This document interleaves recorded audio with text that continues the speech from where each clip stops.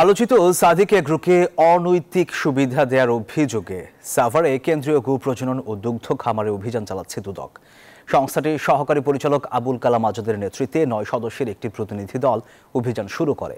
গেল বছর কোন প্রক্রিয়ায় সরকারের এই প্রতিষ্ঠান থেকে 16টি ব্রাহ্মা জাতের গরু সাদিক এগ্রোকে দেয়া হয়েছিল সে বিষয়সহ অন্যান্য বিষয়ে খোঁজ নিচ্ছে দুদকের টিম। গো প্রজনন খামারের টেন্ডার জালিয়াতি সহ নানা দুর্নীতির অভিযোগ খতিয়ে দেখতে অভিযান চালাচ্ছে দুদক।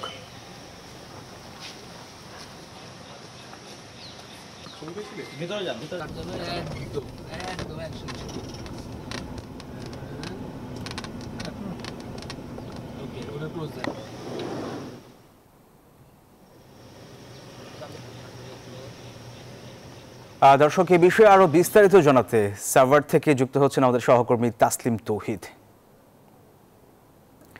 তৌহিদ, সাদিক এগ্রোকে কি ধরনের অনৈতিক সুবিধা দেওয়া হয়েছে এবং দুদক কর্মকর্তারা কি বলছেন জানাবেন আমাদের।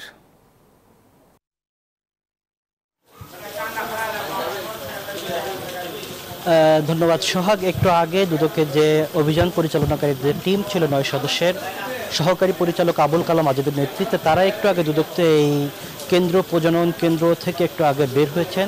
তারা তখন জানিয়েছেন যে 2021 সালে মূলত ব্রাহ্মা জাতের গরু যখন নিষিদ্ধ ছিল তখন কিন্তু জালিয়াতির মাধ্যমে সাদিক এগ্রো এই 21টির মতো অন্তত এই ব্রাহ্মা জাতের গরু আমদানি করে।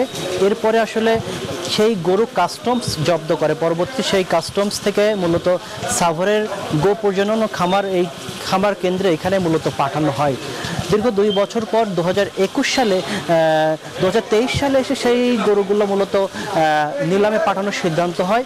তবে সেখানেও মূলত এই প্রভাব প্রতিপত্তি খাটিয়ে মূলত সেই নিলামের মাধ্যমেই আবারও সেই একই প্রতিষ্ঠান সাদিক এগ্রোর কাছে কিন্তু এই ব্রাহ্মা জাতের গরুগুলো পাঠানো হয়েছে। তবে সত্য ছিল তখন এই গরুগুলো জবাই করে মানুষের মাঝে বিক্রি করা হবে, কিন্তু সেটা না করে দেখা যাচ্ছে এবার ঈদেও কিন্তু সেই গরু বিক্রি করার অভিযোগ উঠেছে, যে কারণে দুদকের কাছে এই অভিযোগটা জমা পড়ে। দুদক মূলত এখানে এসেছে আসলে কোন প্রক্রিয়ায়, যেহেতু এটা আগেই জবাই করার কথা ছিল, রোজার ঈদের সময় এটা জবাই করার কথা ছিল, তারপরও কোন প্রক্রিয়াতে তারা কিভাবে গরুগুলো আসলে সাদিক এগ্রোর কাছে পৌঁছেছে সেই বিষয়গুলো খুঁজে দেখার জন্য কাগজপত্র সংগ্রহ করেছে। তারা এখন সাদিক এগ্রোর বিরুলিয়ার যে খামার রয়েছে সেখানে অভিযান চালানোর জন্য এখান থেকে রওনা দিয়েছে। তো এই ছিল আমার কাছে সবশেষ তথ্য। তৌহিদ, আপনাকে ধন্যবাদ।